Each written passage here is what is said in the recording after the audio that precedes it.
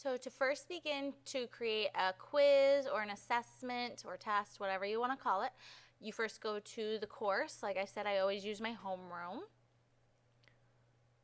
Then I'm going to find the folder that I would like to put the quiz or test in. So maybe I'm going to create a quiz or test for at the end of lesson 5. So yet again, you're going to go to add materials, and we're going to go to the little puzzle piece. This is add test or quiz. Okay, I might name it quiz lessons 1 through 5. Okay, obviously it's a quiz, so I definitely want to count it as a quiz.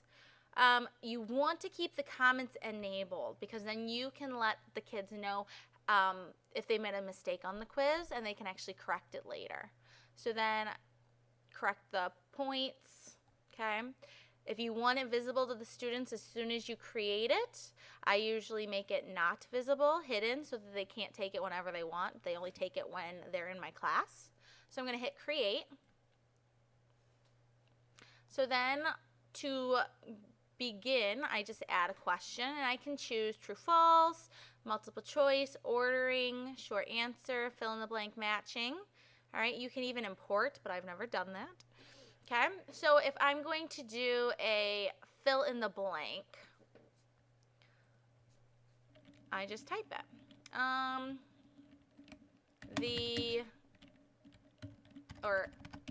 equivalent ratio to 1 to 2 is, and then it says up at the directions, to begin, simply type the sentence you wish the test taker to see. For words that you want to be blank, simply enter an underscore. You will be prompted with further instructions. So then you just put the underscore, period. All right, I do allow partial credit usually, but it obviously depends. All right, and usually if it's math, it's like 1 to 2 or 3 points. And then you can have multiple answers. So I could say 2 to 4 is an acceptable answer. 3 to 6. All right, you can add as many as you want. Okay, and then hit create answer. Oh, or remove an answer. Okay, and then you can create the question. If you are doing a multiple choice, so I could say, what is ... and I can type in the choices: apple, orange, banana, because I only want 3 choices, so I'm going to say remove blanks. And then I can choose, so what is the fruit that is a citrus? Okay. All right, so you're going to select the correct answer, randomize choices if you're not going to give them a paper copy. If you're giving them a paper copy, you need to have that unchecked. Okay. And then probably worth 1 point. And then you hit create question. If I'm creating a matching, okay, I usually give directions up here at the top, and then in the bottom I have a question. The definition is ... and I might say ratio. Okay, or the antonym is ... and I might say multiply. Okay, so you put the correct answer next to it. All right, and then this is what I do, especially with 6th graders, because they should know better. I put in filler words. So I might put in subtract.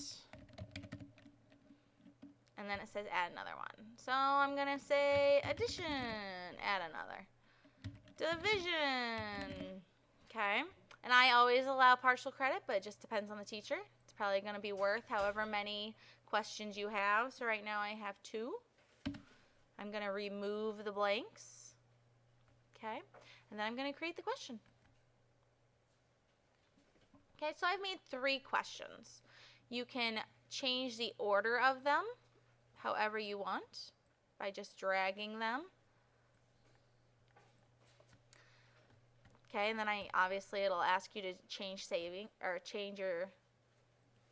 save your changes. Settings, I always put directions for the entire test. If you're not giving the test that day, I always put hide now. The attempt limit sometimes might be 2 times. If you're giving them a paper copy, you do not want to randomize the order. However, if they're just taking it on the iPad, you want to randomize it. I make it so it's 1 question per page. All right, and I want them to review their answers before they submit it. So question review is key. All the answers they chose will be shown in blue. Okay. Yes, I want them to resume because sometimes they accidentally leave the quiz or test completely on accident, so you do want that to be resumable. And you want them, if you want them to take it 1 time only, then you should say yes, they need to see the correct answer so they can learn. If you don't want them to see how many points it's worth, you can hide them. I don't tend to. I let them see what it's worth. And then obviously you hit Save Changes. Now this is what I really like because I can see exactly how I do. Oh, this is cool. Grade by. Do you want them to grade by their highest score out of the 2 or their last score out of the 2 or just what's their average between the 2 tests? Personal preference. Okay? So now you kind of want to see what the students see. Go to preview and you can actually take the test. And so this will always be their home screen, instructions, and then whatever directions you give. So begin the test or quiz, and this you can actually take it. So the definition is, well, Mrs. Cole doesn't remember. So let's just say D, because I think that actually was the right answer. Okay, and then the antonym is, I think I was supposed to put multiplication, but let's just put a wrong answer for now, addition. Okay, next page. What fruit that is a citrus? All right, so I chose my answer. And then the equivalent ratio is, well, I only chose 2 equivalent ratios. I can put in another answer. So let's say 8 to 16. Okay, review answers. All right, and when they're resumable, they'll be able to return to the page to fix their answer, and then they can submit once they're done. Okay, and when it's submitted, they'll see red and green to see if their answer was right or if their answer was wrong. Okay, and then what I love, yes, I want to leave this page, is I can look at their attempts. Okay, I can review by question, and it'll give me all this data. What was the most, what was the least points earned, what was the average points earned, and I actually grade by this. So I look at all the review responses, and I can change it. So when Mrs. Koval put in 8/16 is equivalent to 1 to 2, I can give her credit, even though they'll probably grade it as wrong. But this is just a quick tutorial on creating a quiz and grading a quiz.